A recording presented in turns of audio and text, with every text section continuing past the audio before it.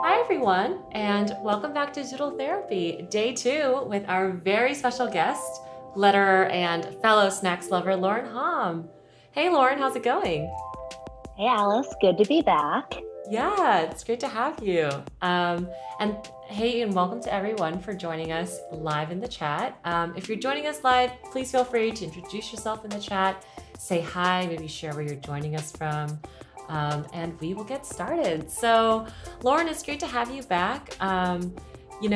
This is a really special stream because this is the last stream of Doodle Therapy for the entirety of 2020. So, you know, kind of in keeping with that, our theme this week is all about having a new year coming up and new horizons. In the past, we've done comics or children's book illustrations, but we just thought that it would be fun to reflect on the year and think about the next one for this last stream. So if you're new to Doodle Therapy, basically this is our quiet, fun little corner of the internet where we come together to chill, doodle, and every week we're on, we hang out with a different special artist every week. And so this week we have Lauren on with us. And Lauren, I'm showing some of your wonderful work on the screen. Do you mind telling us a little bit about yourself? Of course. Hello, everybody. Welcome back if you tuned in yesterday, and welcome if you are a first-time viewer. My name's Lauren Hom. I'm a hand lettering artist, designer. I paint murals. I make food. I used to work in advertising and then transitioned into hand lettering. I've been doing that for, 8 years now. I run a small teeny studio here in Detroit, Michigan, Hom Sweet Hom. Some of you might know me better on the internet as Hom Sweet Hom. It was just a name that I picked because I got lucky with my last name and it just kind of stuck. So that's my studio name. And today I'm going to be continuing my sketch and then coloring in a new design for a mural in my studio. The image you see right above me is actually my current mural. It says "Work hard, snack often."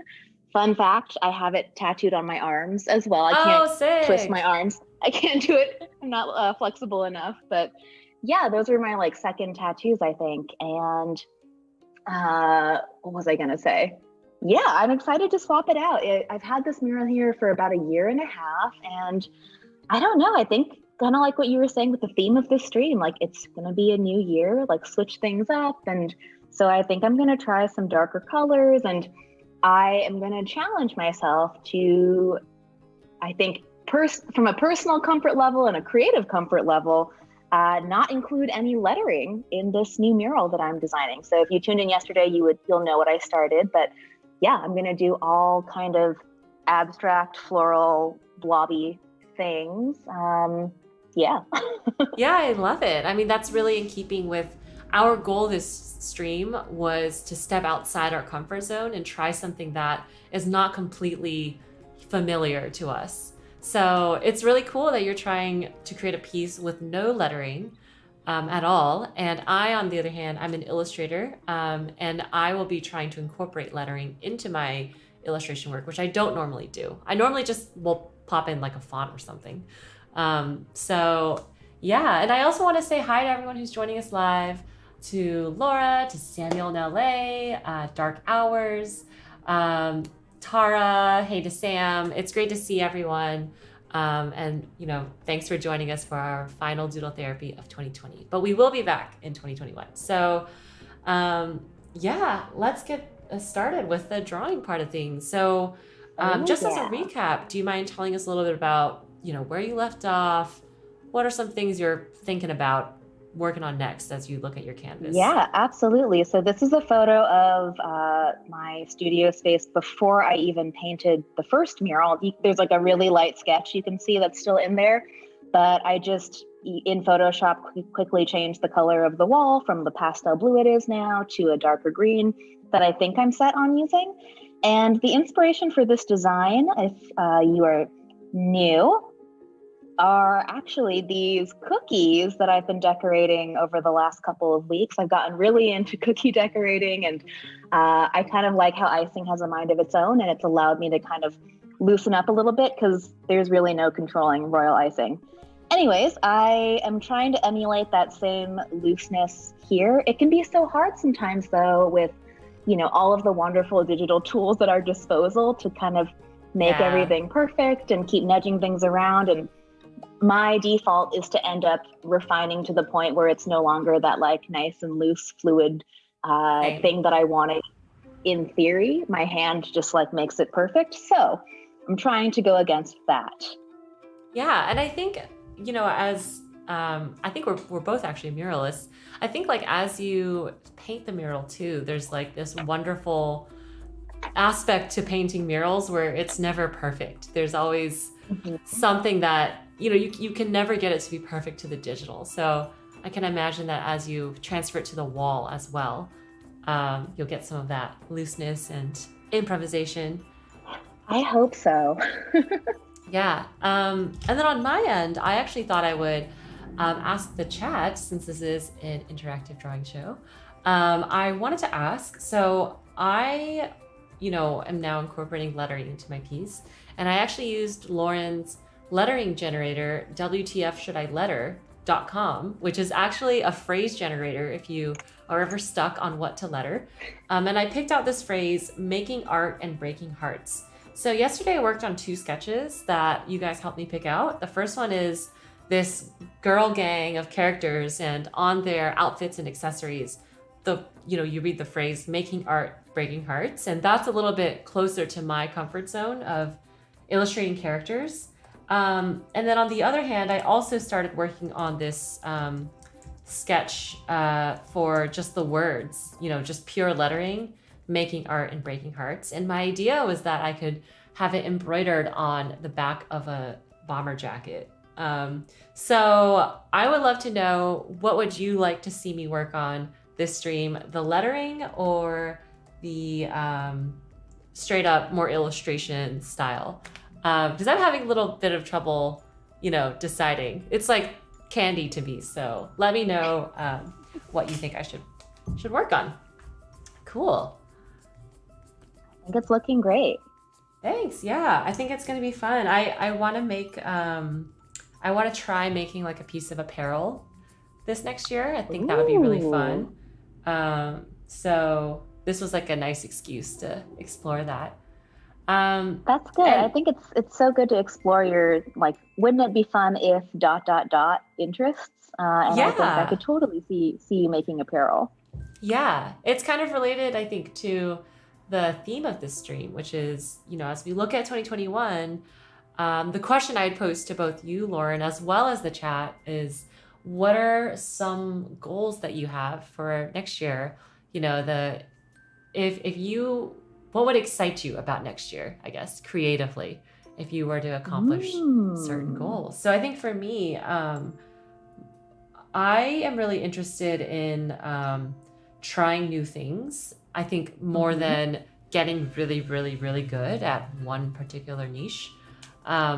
So the idea of creating apparel, or back when I was new to it, like designing murals or trying different aspects of illustration, is always really very interesting to me. Yeah, I think I'm in the same boat. And maybe it's because you and I are similar in age and we've kind of been in the industry. And I know we're in slightly different industries, but there's enough overlap where, yeah, I think from early on, all you want to do is like be really good at one thing, or the advice you get a lot too is to like find your niche and, double down on being known for one thing or a couple things. And you get really good at it, and then you start getting hired for it, and then you make money from it, and it's all really validating and feels good. And then, 5 or 6 years goes by, and then you start getting that creative itch. Like, once you master something, I think it starts to lose a little bit of its creative sparkle to you. And that doesn't mean that you have to stop doing it. Like, I still do a ton of lettering, and I still enjoy it, and I get paid for it, but yeah, I think it's like, even I always use the analogy of, if you think about your favorite food, if you ate it every day for 10 years straight, it just wouldn't taste as good anymore. Yeah, that's very valid. Yeah, I think I totally am in line with trying new things. And I think a lot of times too, that with that like specialist mindset that I was raised with, like for when I came up in my career, it absolutely works. So like, don't get me wrong. I'm not begrudging the advice that I got, but I think, yeah, I got so locked into, okay, lettering's my thing. I threw spaghetti at the wall. That's what stuck. And I'm going to double down on that. But then so much of my identity too is wrapped up in being a lettering artist. And I was talking with, Andy J, Andy J Pizza, Andy Miller, but Creative Pep Talk Andy. Oh, I always thought his last name was Pizza. That's funny. He just calls himself Pizza, but it's not, I always get it confused. But yeah, and it can be a little bit challenging to allow yourself to try new things, especially when you've been trained to like specialize and what you're doing is working. Right. So yeah, I have a similar kind of, I think, outlook. I want to allow myself to, I'll open up here. So yeah, I really love doing things like decorating cookies. Like you talked about apparel. I don't know if I'd ever make my own apparel, but I love like painting clothing, like getting something like a secondhand dress or something and painting it. I'm very crafty, and I make pom-pom earrings. I think some of you might have seen them in some photos on Instagram. Like I do a lot of creative stuff. Like I cook outside of lettering that falls maybe more into the craft realm. Yeah. And this is going to sound so shitty to say out loud, but I'm going to say it because this is just like a chill friend draw stream.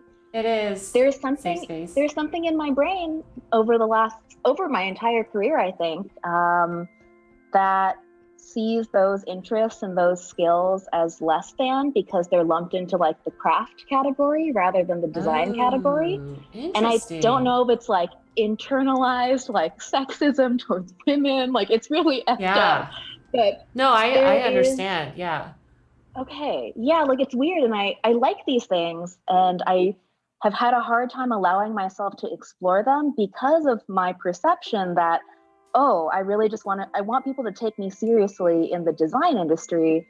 But after I've been noodling with this idea and I keep kind of grappling with it, I'm like, why do I care what the design industry thinks of me? Like, of course, not everyone's going to like you, and you should just do what you like to do. But there has been that bit of me not sharing things like that dress that I painted or my pom-pom earrings as much because I feel like it takes away from my quote unquote credibility as a designer. But now that I don't even want to be a designer anymore necessarily because I'm going to go to culinary school in a couple years, it's been really liberating because this year I've been able to shed a little bit more of that.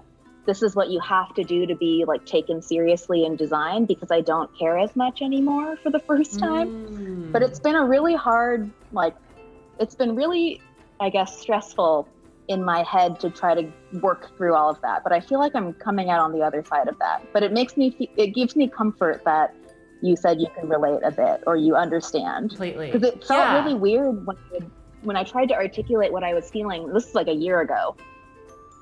That really resonates with me. And if you're watching this and you also have thoughts about this, I would love to hear it, because I think that this is actually something that more people think about than I thought before. So I also feel the same way.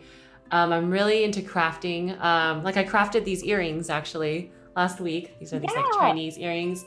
And my studio mates and I, we actually have, before COVID times, we would do these monthly meetups called Crafternoons, where we would invite, we would just invite our creative friends and then all hang out in the studio and just craft on stuff. So people would be making pom-pom I love that. accessories for their pencil pouch and resin pouring. We did gold foils, printing and stamping and stuff. And it was really cool. And I think that there definitely is a perception that quote craft activities aren't as legit, for lack of a better word, than maybe other activities that are associated with the design industry or whatever.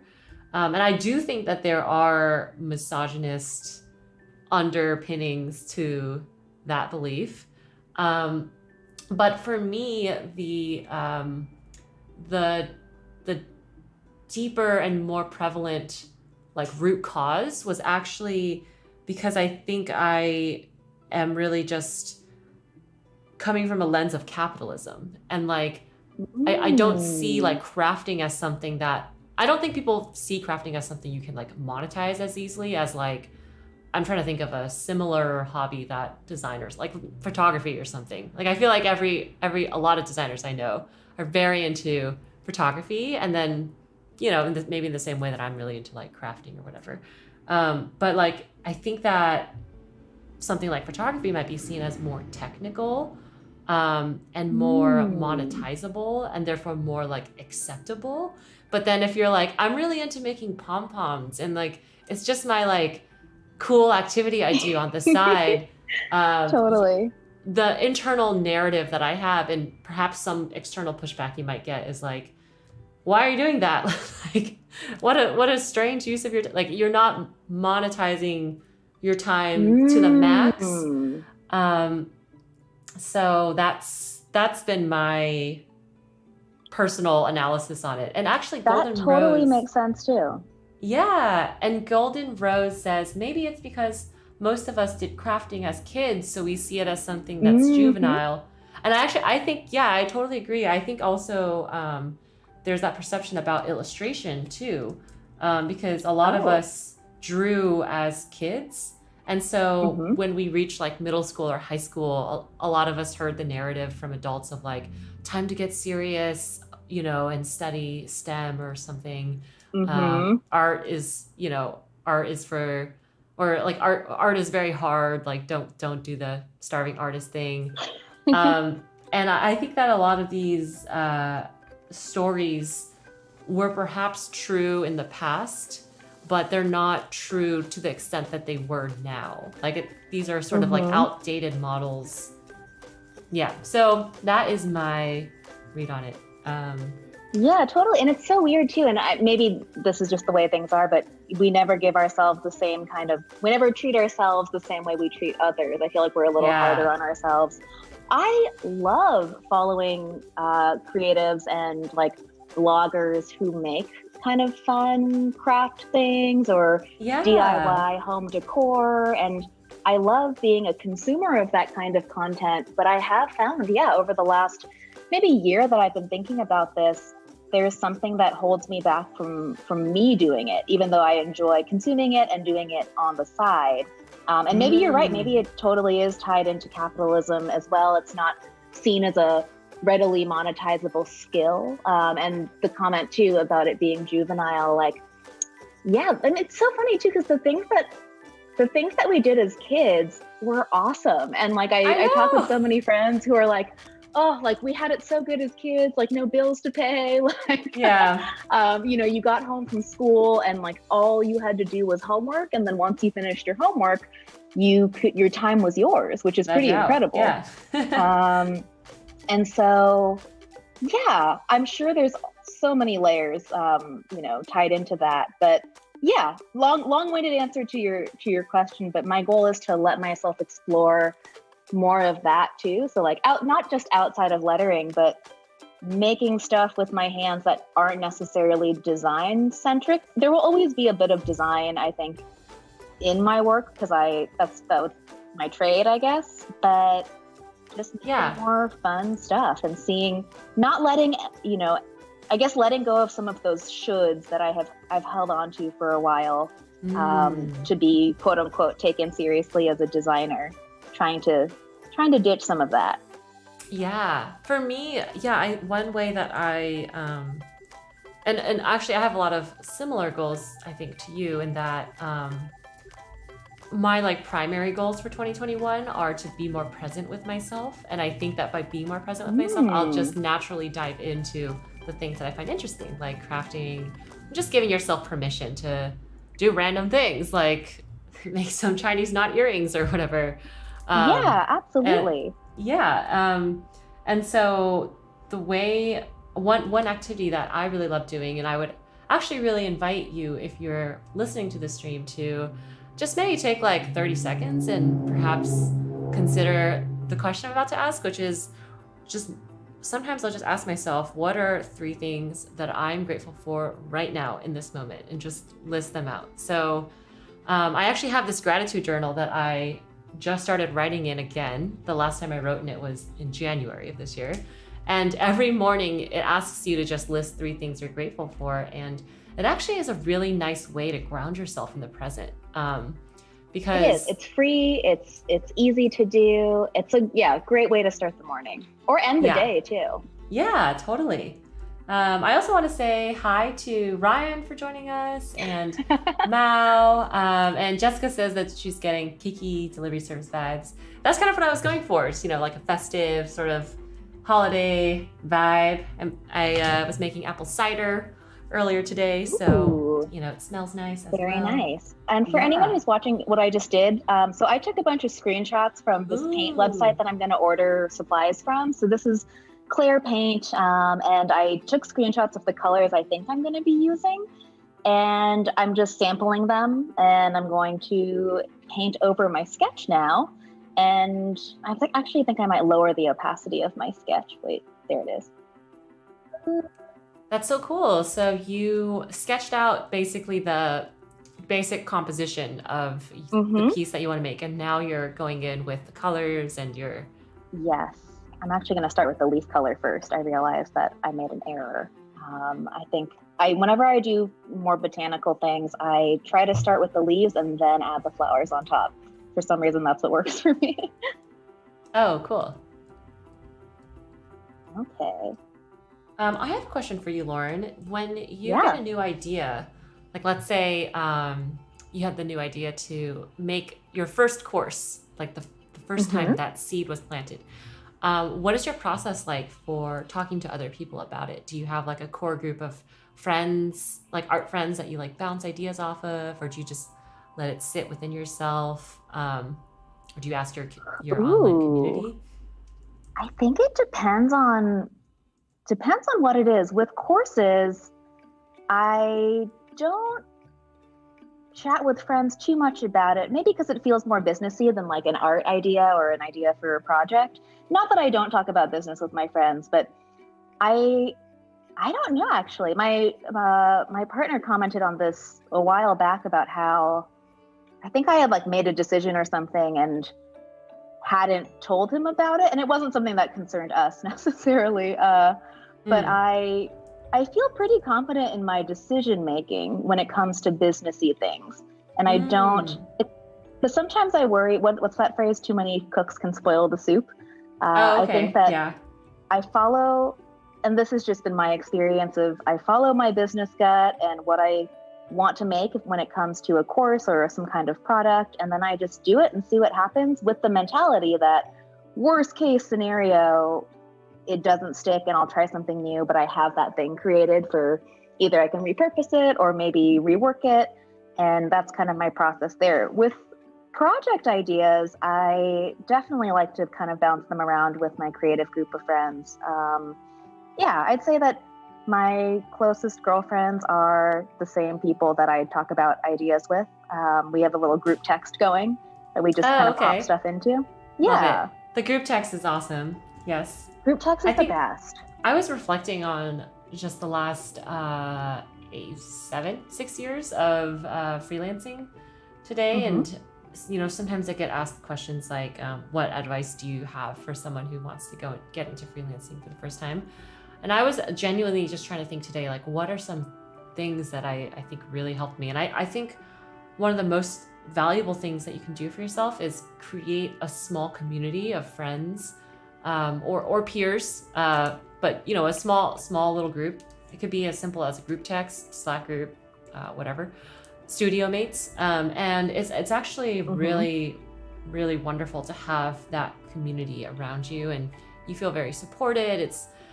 For me, I always, if I have like a tricky pricing question that I don't really know how much to charge for this like licensing scenario, or I have this new idea and I want to try something new, like painting a mural, sometimes I'll just kick it to the group text and we'll get some good responses. Actually, our group text is, whenever we have a pricing question, it's always like, girl, ask for more, ask for more. Like that's kind of like the automatic response. So, and it you is, need yeah. like people behind the scenes hyping you up like that, because I'd say Yeah, 9 out of 10 times we as creatives undercharge. And so you totally. need, it's not like we're blindly saying like charge more because it's like I think have a natural inclination to undercharge and historically have, Yes. and art has historically been seen as not super valuable, I guess, in terms of, artists getting paid. And I honestly think too, a lot of it has to do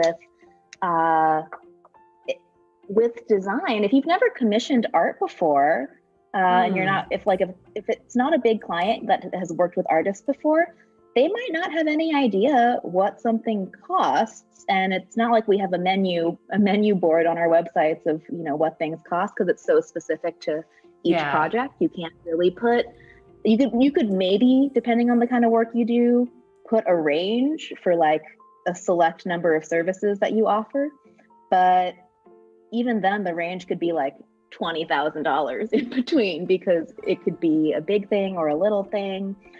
So yeah, I definitely do the same with my friends. Luckily, I have an agent now. Hi, Ryan. You're probably watching this, who negotiates on my behalf. So that's been very helpful. Ryan also said Co-Loop group chat, which is that Co-Loop is the name of the artist agency collective. So that's what he's referring to. Yes. Yeah, and then honestly too, this is the way I operate, at least. I will always share numbers with people who reach out to me of if there's a project in my portfolio that it's kind of like when you see that someone has done something and you're like, okay, they obviously did something to, accomplish that. It's like when you asked me about how I reached out to agents. Like, I'm always happy to share that info, because it's just me just kind of repeating to somebody what I did with pricing. If I get a lot of DMs and emails from people who are like, hey, I saw you worked with Target, or hey, I saw you worked with Adobe, or hey, I saw you worked with XYZ brand, and I got contacted for a similar thing. What did you charge? I'll always be transparent with that. It's hard to be that's really nice of you. Transparent with money, like in a public forum, like Instagram, for example. I think it's still a bit of a faux pas to talk about numbers if maybe your clients are also watching. But like behind the scenes, I think that we should be sharing numbers for sure. I don't know if there's a good way to share them publicly, but yeah, I think my advice for any aspiring freelancers or current freelancers who are watching, if you get reached out to by a company and you off the top of your head can think of another artist who's done a similar type of project for a similar client, there's no harm in reaching out to ask. The worst they can say is no or not respond to you.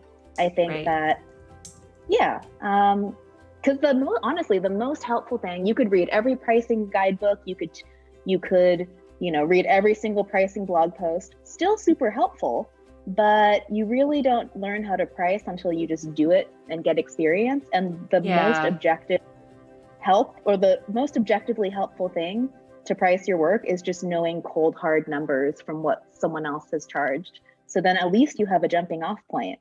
Yeah, to have that data for sure. I actually, when I started out, I would reference Jessica Hish's The Dark Art of Pricing, article, because she actually dropped some numbers in there from, I think, like editorial, and then she increased it up to like, this is what it would be for advertising or like apparel or something. And that actually helped me a lot. I remember that blog post.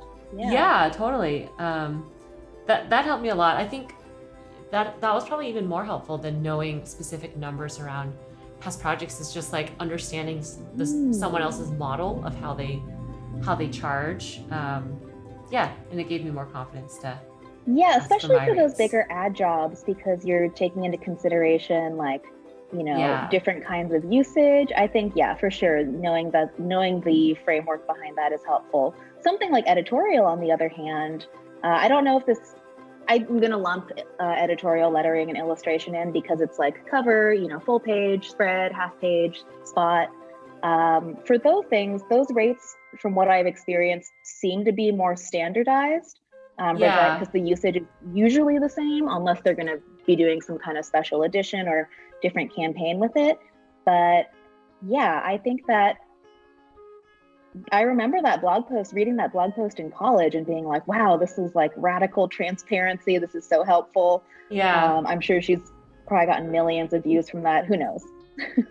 Yeah. She actually just put out a class on pricing, or like a seminar. And I thought it was useful, especially if, you're new to the whole pricing game and are looking for a good framework. And I want to say hi to Amy Hood for joining us as well. And thanks to Flynn for posting the link to Jessica's seminar. I think it's a good primer, especially if you're new to how to market your work and how to think about finances. I found she goes into a lot of detail around personal finance as well, which I think is sort of crucial. That's actually really cool. Yeah. So I was operating as a sole proprietor, just like myself, in my business for the longest time, and wasn't an LLC or anything or corporation. And I recently incorporated my business last year. Oh, cool. And yeah, it's been cool. But the financial stuff of like running a business is definitely learn as you go. Like if you don't have a mentor or a COO, which like who has that? You just kind of learn as you go. And I just did a like very shitty presentation to my one employee about like, hey, this is how our retirement plan's going to work. Like this is how it's going to work. And it was really cool to be able to talk about like numbers and kind of that nitty-gritty financial stuff. And I think, I can see how it would be helpful for her to share personal finance stuff. Maybe I'll have to share more business finance stuff because I never know what to tell people, because I did a really terrible job at managing my books and taxes for the first couple years. And then I just hired a CPA and a bookkeeper and it changed everything. Yeah. It's the best money I've ever spent. Especially with like if you have different, now we're getting to the nitty gritty, but if you have different tax forms you have to fill out. For example, I had a couple W-2s for several years in a row. And I think it's because they, counted me as a certain type of contract. Like I did something with Facebook, and so they prefer, I think, to onboard people in a certain way. So I had W-2s and then also W-9s. So figuring out how that works. For the difference, if you're curious, in a nutshell, there's break it down for us, Alice. Yeah, I think there's more nuance to it than this, but a W-2, your tax is not withheld. So if like I pay you $100 in W-2, like at the end of the year, you still have to pay, $30 or $40 or whatever in taxes. A W-2, they withhold the tax before they give you the money. So you're already getting the like tax version, usually. So you just have to like make sure that you're not like paying too little tax or overpaying your tax twice. And so having a CPA is quite helpful. And also I think if you are a small business and you applied for the PPP loans this year, having a accountant is really helpful for figuring out all of that. So I like totally did my own taxes like the first year that I worked like at Dropbox, and I actually got audited and I had to like pay more. No. Yeah, I don't know anyone who's gotten audited besides the company my dad works for.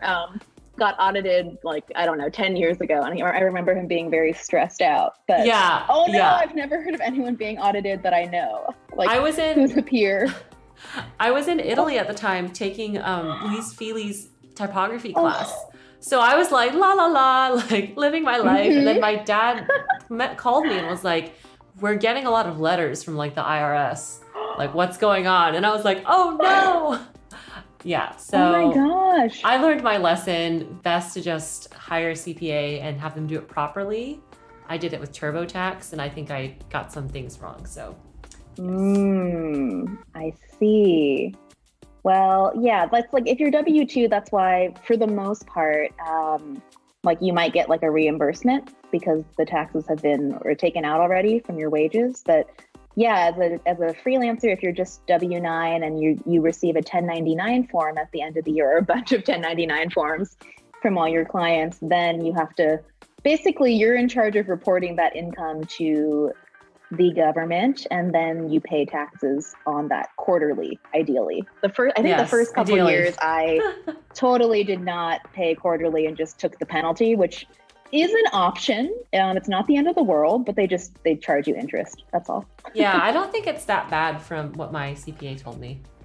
It I think wasn't I too don't. bad. I wasn't making a ton at the beginning either. Like I was making enough, but it didn't seem like it obviously wasn't enough of a deterrent for me to really get my shit together. That's funny. Yeah. Okay. So sort of keeping in theme with the street this year, I'm curious, Lauren, if you had any goals that you were hoping to accomplish next year, or like New Year's resolutions, whether it's related to work or career. And also, if you're watching this as well as a viewer, I'd love to know in the chat if you have any goals or creative projects that you're excited to dive into and try out for 2021. Ooh, yeah. I don't have any specific projects in mind, but what I do want, and I think it's just naturally happening already since I put it out into the world publicly, that I want to go to culinary school in 2023. But I would love to, in between now and when I go to culinary school, I'd love to shift my work, whether it's lettering, illustration, murals, anything really, into more food industry stuff. Like it could be food packaging, which I have zero of in my portfolio. So maybe I need to do a personal project to get some of that in there. But working with food brands would be really awesome.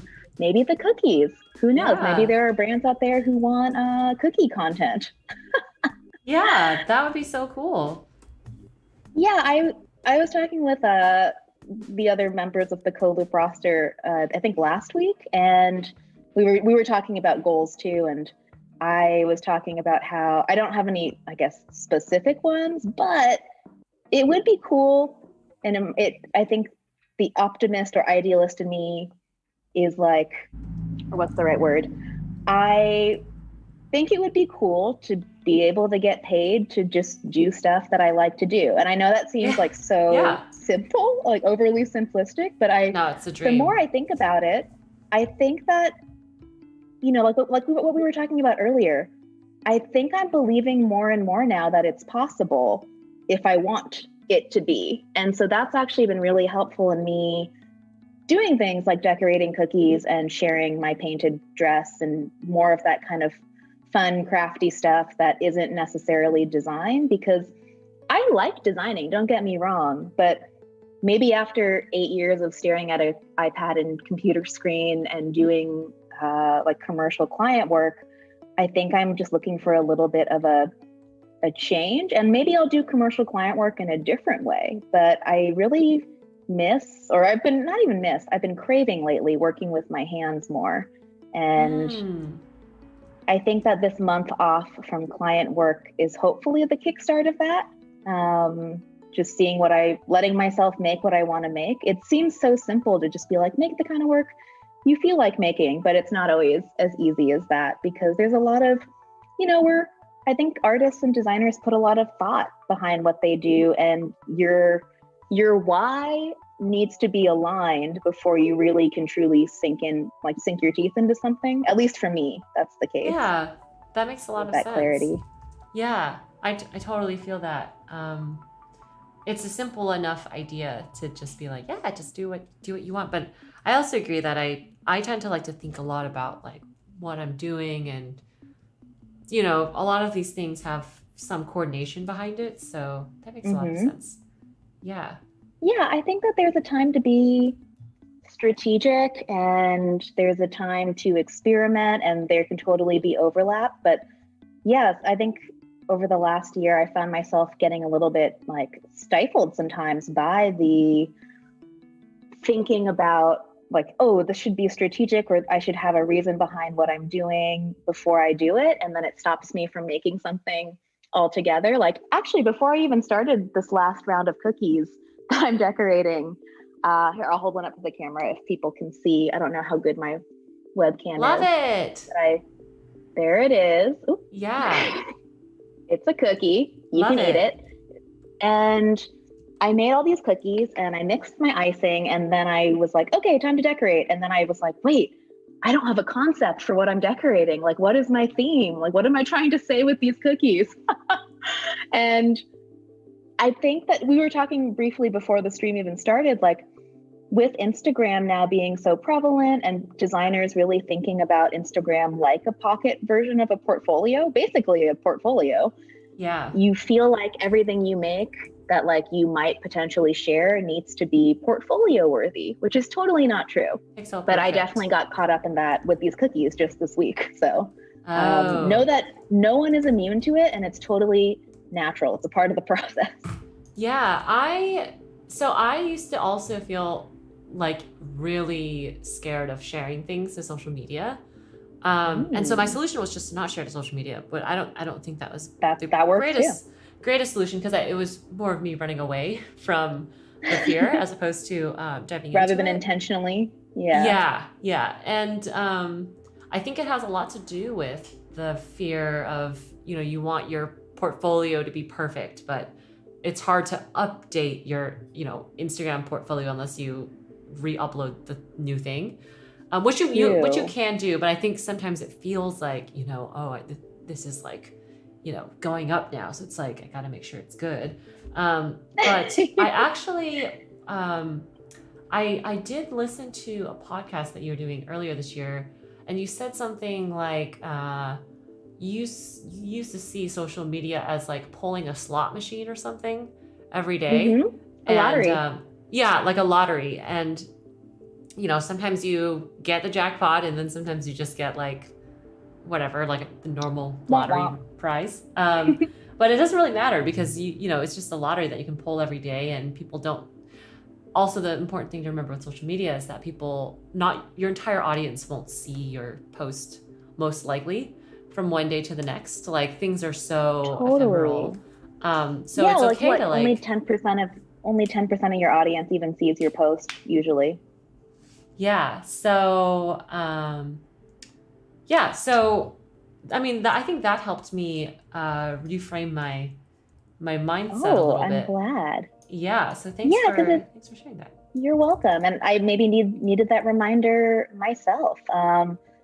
Social media moves really fast, and I think that we treat it so preciously, and I will be the first to admit that even still, when I post something on Instagram, like 9 out of 10 times I will fall victim to like 10 minutes later refreshing my phone to see like how many likes it got. And it's so silly, because it doesn't, like, there's no really purpose behind that other than to like, either it's ego driven or like wanting people to like me. I don't know.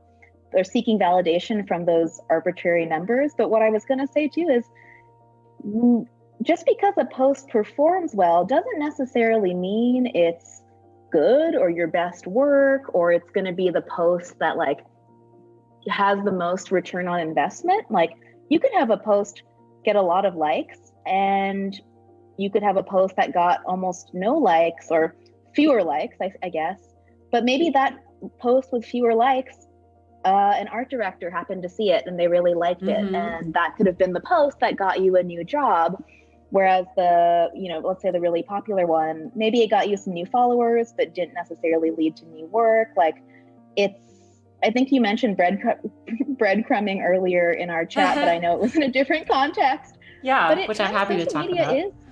Is like leaving breadcrumbs all over the internet for people and potential clients to maybe find your work. And the cool thing about the internet is that for like some sites like Pinterest, Instagram to an extent, especially if you repost your work once in a while, you can get images recirculating at different times or continuously circulating. I think Pinterest is a good continuously circulating one.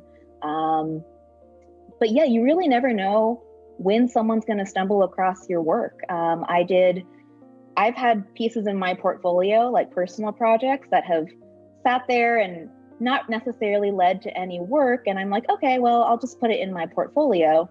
And then like 3 years later, a client will reach out and be like, this is exactly what we're looking for. So, it's not, I'm totally like an instant gratification kind of person most of the time. But yeah, the worst case scenario when you make something is that it just goes in your portfolio and you never know who's looking. The internet's so weird. Like, I'm pretty sure at least 3 times a week, I'm on my laptop at like midnight on some website that I'm like, how did I get here? Why am I here? What did I click?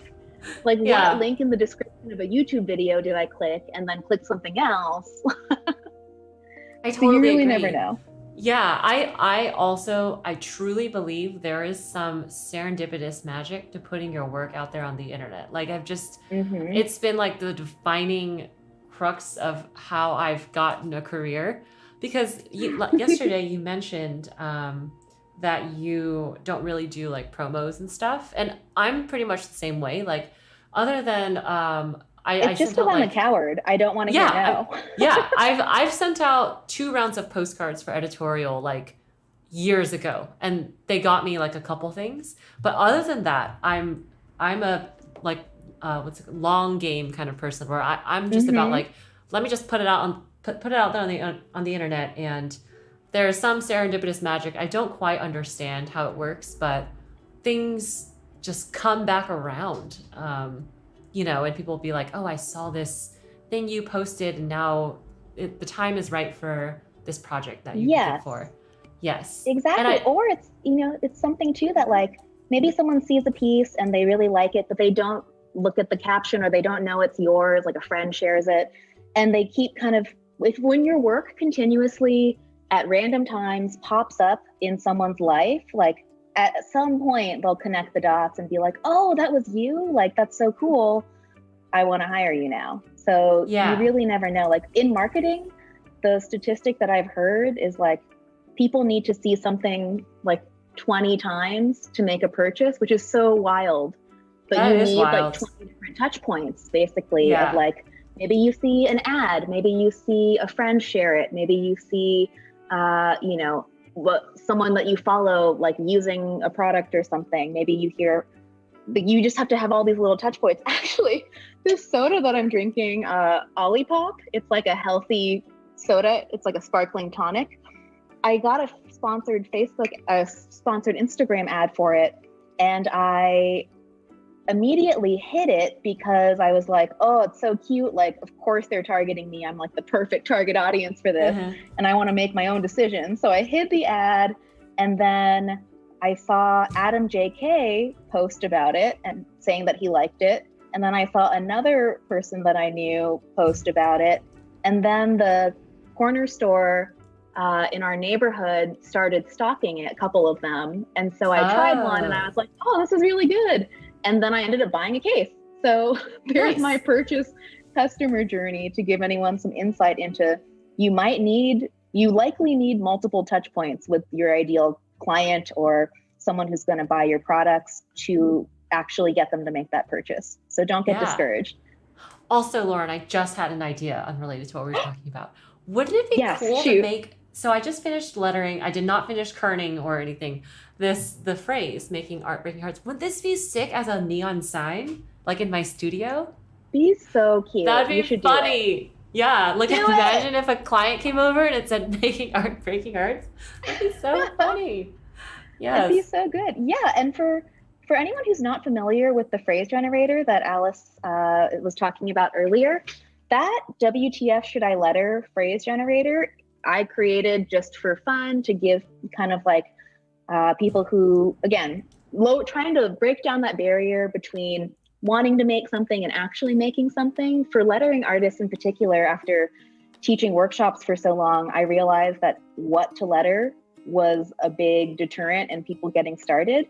And so all the phrases on that website, use them in whatever you want. You can make products with them, make a neon sign for your studio. Like when I was originally concepting the project, I was like, my first thought was like, oh, how do I protect my copyright?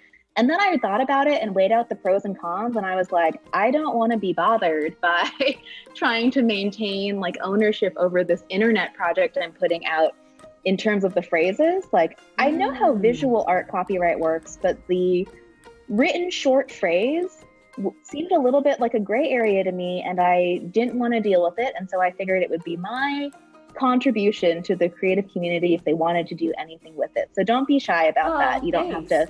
I've had people reach out to ask, and I always tell them yes, but yeah, go for it. Thanks. That's really nice of you to basically gift this to the internet. And I also just want to keep an eye on the time. We've got about 5 more minutes left.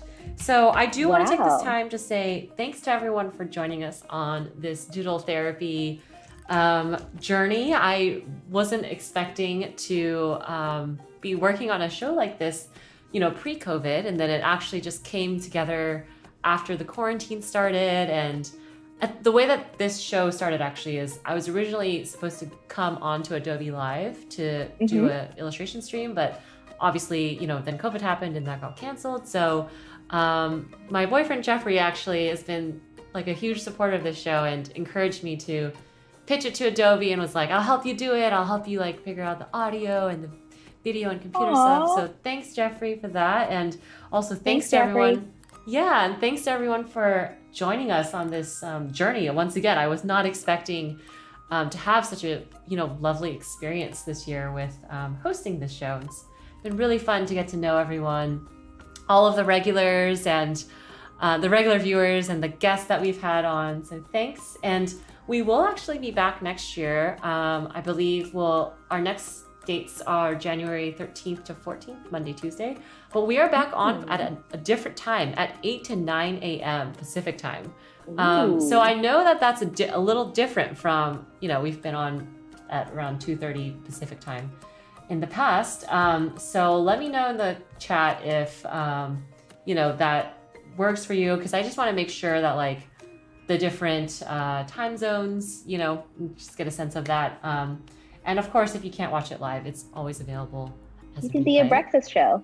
It's a breakfast show. I think it's also good for people on Eastern time and also people not necessarily in the US or North America, because I think that yeah, the programming shifts from like continent to continent, I believe, on Adobe Live. So yeah, I want to say thanks to everyone for joining us on this wonderful project. It has been a very wholesome part of my year. It's a wholesome corner of the internet. I love that.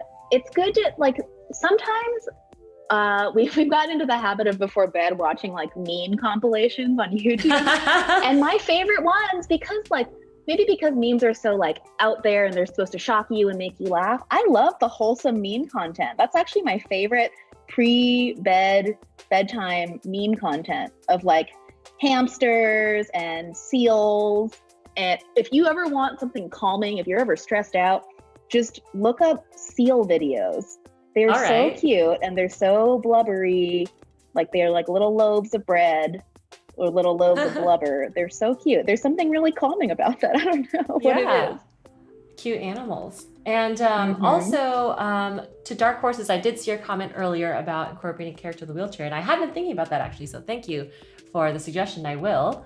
And I also want to say, I believe Jessica Tam and several other folks during the prior stream asked about having a community or a Discord. And so I actually want to mention that me and my friend Sailor HG, who is in the chat, aka Amy, we are going to create a creative community Discord channel that has not launched yet, but if you want to basically stay up to date on that, just follow me on Twitter or Instagram and we will announce it. Announcement is forthcoming. So yeah, with that, I just want to say once again, thanks to everyone for joining us. I hope you all have a great rest of the year. Lauren, I'm amazed at how far you got with this mural. I feel like I didn't get far at all. Really? I feel like you are a speedy speedster with your iPad over here. Thank you. With the concept and now, freestyling it with the shape. I'm just going for it. I figured, in the spirit of the stream, I would just try something and just kind of experiment live on camera. You know, I was telling my dad I'm going to redo the mural, and he said something that actually for the first time I was like, maybe that's not a bad idea. Like my dad's Chinese. He loves money. Has the stream ended? Oh, are we done? Is the last thing I said that my dad loves money? That's so terrible. That's weird. Well, the stream normally goes on for an extra minute. So I think we might actually be still on YouTube. But perhaps the Behance stream has, for some reason, ended. So okay. sorry to cut you off, No, okay. but perhaps this is the sign that, you know, it's reaching the end of the stream. Sorry about that. I love to give Asian dads a platform whenever I can. But thanks again to Lauren for, you know, joining us on this stream and for sharing so openly. Definitely follow her on Instagram and Twitter, Hom Sweet Hom and Hom Tweet Hom. And check out her courses as well that she's got for mural painting and illustration. And as for me, you know, if you want to connect on Instagram or Twitter, I'm at Violas Lee. We will be announcing a creative community there. And it's been a pleasure. Have a great rest of your year and happy 2020. Bye. Yeah. Bye.